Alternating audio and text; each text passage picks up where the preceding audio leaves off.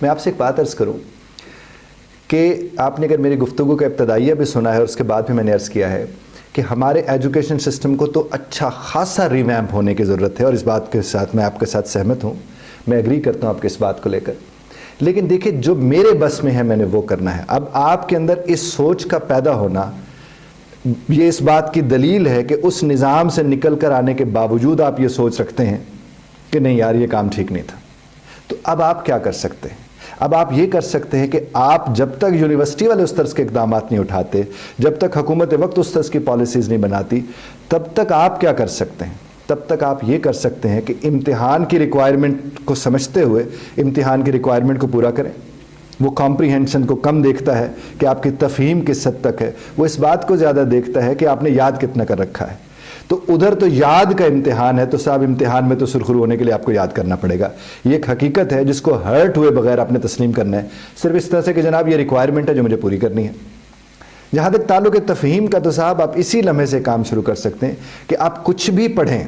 اور میں اکثر لوگوں سے کہتا ہوں کہ آپ کچھ بھی پڑھیں. اب چونکہ آپ کے لب و لہجے سے مجھے لگ رہا تھا شاید آپ کا سندھ سے تعلق ہے، تو اگر تو آپ کچھ بھی پڑھتے ہیں، جو بھی آپ زبان پڑھتے ہیں، آپ نے صرف ایک ہی کام کرنا ہے، جس زبان میں جو بھی چیز پڑھیں اس زبان میں سے پڑھی ہوئی شے کو اپنی زبان میں، یعنی سندھی زبان میں، آپ اپنے گھر میں بیٹھے لوگوں کو بتائیں کہ میں نے یہ پڑھا اور یہ سمجھا ہے. صاحب یہ تو آپ کے بس میں ہے.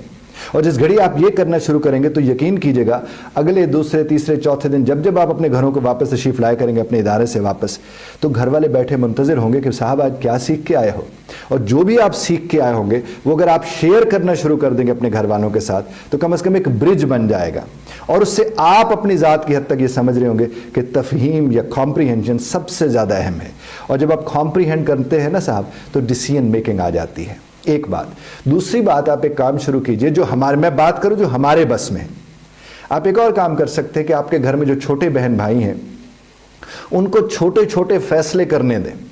مثال کے طور پر چھوٹی بیٹی ہے، چھوٹا بیٹا ہے، وہ کہتے ہیں میں نے یہ والے کپڑے بھائی پہننے ہیں. تو آپ اسے یہ نہیں کہہ کہ نہیں تم نے یہ والے کپڑے نہیں پہننے، جو تمہیں میں کہہ رہا ہوں تم نے وہ والے کپڑے پہننے ہیں. بلکہ آپ نے اسے یہ کہنا ہے کہ ٹھیک ہے تم یہ والے کپڑے پہن لو، لیکن یہ جو کپڑے تم پہننے جا رہے ہو اس کے مجھے کوئی دو وجوہات دے دو، مجھے اس کی ریزنز بتا دو، تاکہ مجھے پتہ چلے کہ تم نے یہ جو فیصلہ کیا ان کپڑوں کو پہننے کا، اس کی بنیاد کیا تھی. اس سے اسے اندازہ ہوتا چلا جائے گا، وہ چھوٹے سے بچے کو ہے کہ میں کچھ بھی عمل کرتا ہوں تو اس کی کوئی نہ کوئی وجہ ہوتی ہے، اور مجھے وجہ کو سوچ کر اس عمل کی طرف جانا چاہیے. تو اس کا نتیجہ جناب والا یہ نکلے گا کہ وہ ریزنیبل سٹیزن بن رہا ہوگا، ایک ایسا شہری بن چکا ہوگا. جس طرح میں لوگوں سے اکثر کہتا ہوں کہ جس کے پاس ریزن ہوتی ہے وہی تو ریزنیبل ہوتا ہے. تو وہ اس کو اگر آپ ریزنیبل بنانا چاہتے ہیں تو یقین کیجئے جب وہ کہیں بھی بیٹھے گا وہ پوچھے گا، وہ بات کرے گا. وہ اگر کوئی بات کرے گا تو ایسے بات نہیں اٹھا کے کر دے گا، بلکہ وہ بات کرے گا تو اس کے پیچھے کہیں نہ کوئی ریزن موجود ہوگی. تو نظام کو بدلنے کی بجائے ہمیں اپنے آپ کو ٹھیک کرنے کی ضرورت ہے، اپنے نظم کو ٹھیک کرنے کی ضرورت ہے. اگر ہم اپنے نظم کو ٹھیک کر لیں گے تو نظام نے جب بھی ٹھیک ہونا ہوگا وہ ہوگا. کم از کم ہم اس سے اتنے زیادہ متاثر نہیں ہوں گے جتنا کہ نارملی ہم لوگ متاثر ہو رہے ہیں. اور آج کل یہی تو ہر جگہ آپ دیکھیں، ہر شخص اپنی ذمہ داری کو اتنی اہمیت نہیں دے رہا جتنا کہ اداروں کو، یہ جو گورنمنٹ کے ادارے ہیں ان کو سب کو بیٹھ کے کہہ رہے ہیں کہ جناب ان کو یہ کرنا چاہیے، ان کو وہ کرنا چاہیے، ان کو وہ کرنا چاہیے.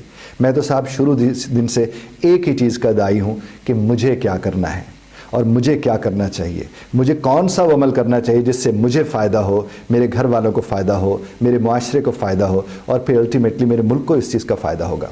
تو ہمیں ان چیزوں پر دھیان دینا چاہیے تو صورتحال مختلف ہو سکتی ہے. اب چونکہ میں بہت سے یونیورسٹیز میں، اداروں میں مجھے جانے کا اتفاق ہوتا ہے، ان کے بڑے بڑے عہدیداران سے کے ساتھ ملنے کا بھی اتفاق ہوتا ہے، تو ان سے جب گفتگو نجی محافل میں ہوتی ہے تو اس گفتگو میں تو بہت سے ایسے پہلو نکل کر آتے ہیں جس کا ذکر، اس کی طرف اشارہ آپ نے بھی فرمایا ہے، اور جو ہم بھی پھپھولے پھوڑتے رہتے ہیں.